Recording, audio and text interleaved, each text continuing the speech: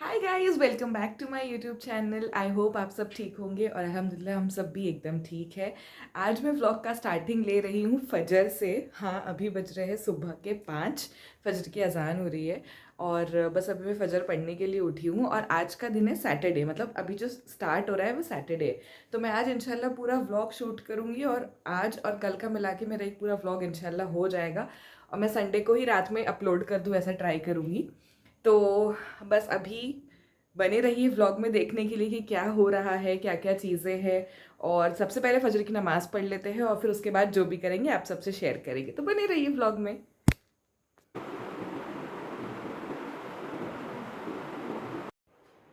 So friends, फजर की नमाज़ तो हो गई है और नानी भी उठ गए हैं नमाज़ पढ़ने के लिए। अम्मी नहीं उठे हैं, उनकी तबीयत अभी भी अच्छी नहीं है और कल रात को तो उनको बहुत ज़्यादा तकलीफ़ थी पैरों में। मतलब इतनी ज़्यादा, लिटरली जो मैंने पहले वीडियो में शूट किया था उससे भी कहीं ज़्यादा। मैं बना रही हूँ अपने लिए चाय क्योंकि अभी मैं सोने नहीं वाली हूँ। वैसे तो मैं यूजुअली, मतलब जब से सेकंड शिफ्ट चालू हुई है मेरी, तो मैं मतलब फजर पढ़ के बस सो जाती हूँ। लेकिन अभी 3 दिन से मैंने ऐसा मतलब एक रूटीन बनाने का ट्राई किया है कि मैं थोड़ी सी तिलावत भी फजर के बाद करूँ। और उसके लिए फिर मुझे लग जाती है भूख, तो इसलिए मैं बना रही हूँ अपनी चाय। और फिर आज उज़ैफ भी आएंगे, तो 7 बजे जब फ्लेवर फिक्स बंद होगा उसके बाद ही वो आएंगे, तो हमें तब तक भी जगना है आज। तो इसलिए चाय पी लेते हैं।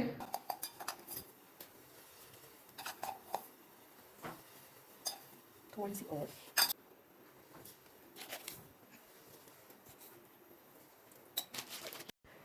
तो यहाँ हमारी चाय बन रही है और तब तक मैं आप सबसे थोड़ी चिट चैट कर लेती हूँ क्योंकि मैंने व्लॉग जो है बनाना कम से कम 10 दिन बाद शूट करना स्टार्ट किया है। इतना लंबा ब्रेक क्यों हो गया? तो जैसे मैंने आप सबसे शेयर किया था, मेरा प्रमोशन हो गया था तो मेरी 2 शिफ्ट्स है अब, तो इतना ज़्यादा टाइम नहीं मिल पाया। लेकिन फिर मैंने आज जो मैंने लास्ट व्लॉग डाला था उस पर मुझे एक सब्सक्राइबर का कमेंट आया है कि नेक्स्ट व्लॉग कब आएगा। तो वो देख के बहुत ज़्यादा खुशी हुई और इतनी ज़्यादा मोटिवेशन मिल गई कि मैंने सोचा नहीं, आज तो शूट करना ही है।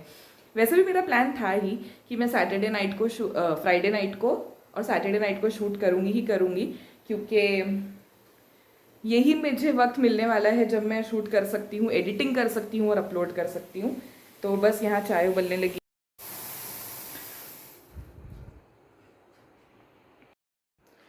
तो अब आगे का प्लान ये है कि मैं अपना चाय और टोस्ट खाऊंगी। थोड़ी सी जगह है, मुझे जो भूख लग रही है वो मैं अपनी मिटा दूंगी क्योंकि हुज़ैफ फिर लेकर कुछ ना कुछ आएंगे ही खाने के लिए। तो तब वो भी खाना है, इसलिए अभी मैं थोड़ा बहुत खाऊंगी, उसके बाद मैं तिलावत करूंगी और तब तक हुज़ैफ इंशाल्लाह आ ही जाएंगे।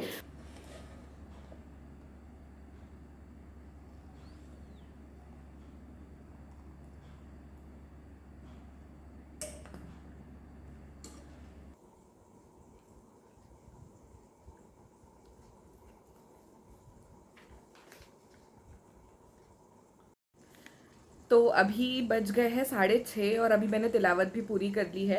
वैसे तो मैं यूजुअली जो है मतलब कभी भी अपनी अरबी की पढ़ाई कर लेती हूँ। लेकिन अभी 2 दिन से मतलब मैं ऐसा चाह रही हूँ कि मेरा एक रूटीन बन जाए कि मैं फजर के बाद ही पढूँ।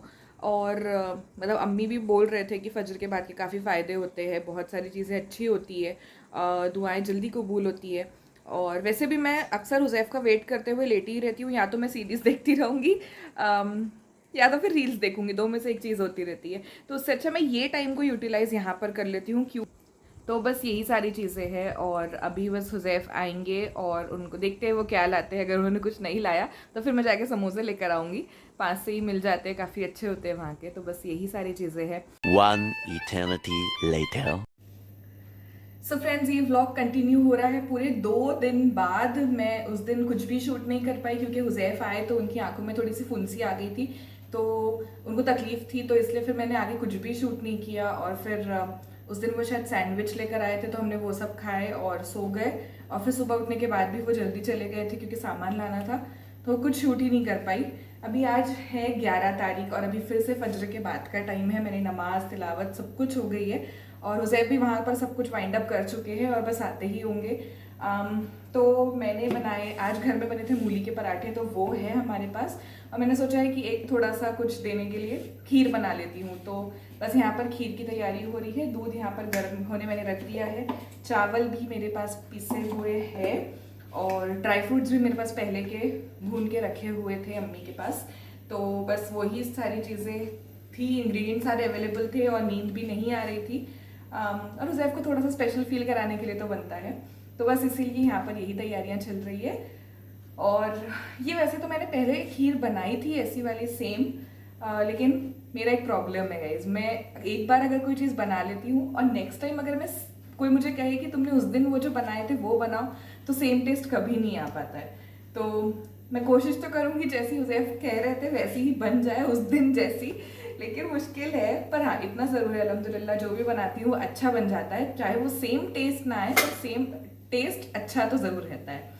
तो बस यहाँ पर ये सब बनाते हैं और कंटिन्यू करते हैं इसी व्लॉग को।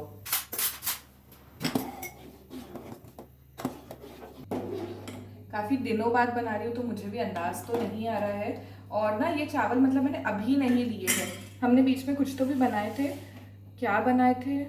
हाँ, हमने रवा डोसा बनाए थे घर में, तो उसके लिए हमने चावल धोए थे क्योंकि हमारे पास तब चावल का आटा नहीं था, उसमें चावल का आटा डलता है। तो हमने घर में ही चावल को धोए, उसे सुखाए और फिर उसे पीसे। तो थोड़े से चावल तभी के बचे हुए थे। तो ये वही है, मुझे इसलिए क्वांटिटी का बिल्कुल अंदाज नहीं आ रहा है कि कितना फूल के चावल होगा। तो देखते हैं अभी कैसा होता है। खैर मीठी चीज़ में तो ऐसा है, अगर शक्कर अच्छी हो तो वो अच्छी लग ही जाती है। तो थोड़ा सा इलायची पाउडर, यहाँ इलायची पाउडर है तो यही डाल लेते हैं, वरना मैं इलायची को हल्का सा क्रश करके ही डाल देती हूँ अक्सर। फ्रेंड्स, ऐसा देखा जाए तो ये जो व्लॉग अभी मैं बना रही हूँ ये बिल्कुल उस दिन की कंटिन्यूएशन में हो रहा है कि उस दिन भी ऐसा हुआ, मैंने तिलावत के बाद कुछ शूट नहीं किया और अभी मैं तिलावत कर कर ही उठी हूँ और ये चीज़ें कर रही हूँ।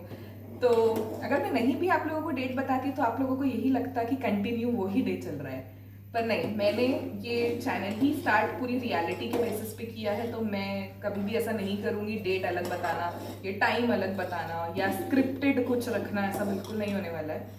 मैं जेन्युइनली मेरी पूरी जो लाइफ है, जो चल रहा है, जो हो रहा है, जो हुआ है, वो तो बहुत सारा कंटेंट है, बहुत सारी चीज़ें हुई है, तो सब कुछ रियल ही रहने वाला है, उसमें कुछ भी मैं फेक नहीं रखूँगी।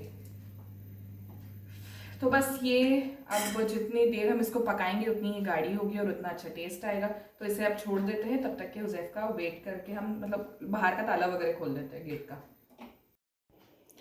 तो ये वो हमारे पूरे रोस्टेड नट्स है, इस तरह से हमारे घर में बना के रखते हैं ईद के टाइम, रमज़ान ईद के वक्त ही। ना घी में भूनने की ज़रूरत है ना कुछ भी करने की, हम बस पूरा जब पक जाएगी हमारी खीर ऊपर से इसे डाल देंगे। तो अभी अच्छी खासी ये पक चुकी है, तो इस स्टेज पे मैं ड्राई फ्रूट्स डाल देती हूँ। बस अभी तो इतने काफ़ी होंगे, नहीं तो हुज़ैफ को भी ज़्यादा ऐसे मोमो में आए वो पसंद नहीं, और इसमें नारियल भी है, तो I am not very sure कैसा ये कॉम्प्लीमेंट करेगा, पर ठीक ही लगेगा शायद, बुरा तो नहीं लगेगा इतना पता है।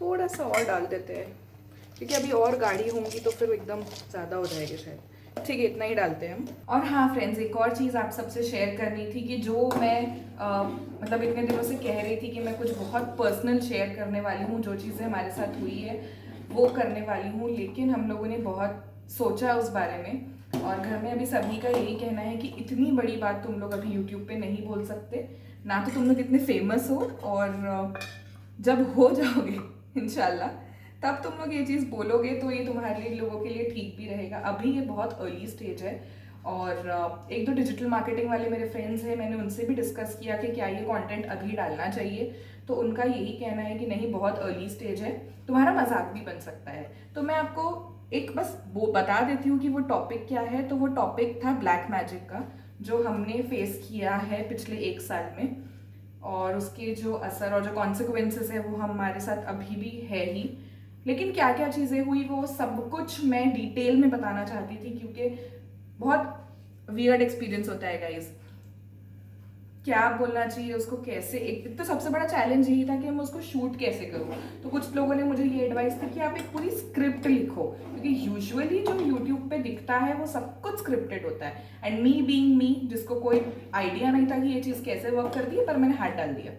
तो मुझे 1-2 लोगों से पता चला कि बिना स्क्रिप्ट के तो लोग शूट ही नहीं करते हैं, और यहाँ मैं हूँ जो स्टार्ट भी व्लॉग करती हूँ तो बिना स्क्रिप्ट के करती हूँ। तो इतना बड़ा टॉपिक तो बिना स्क्रिप्ट के बोलना बिल्कुल गलत होगा, इसीलिए फ्रेंड्स थोड़ा सा वेट कीजिए।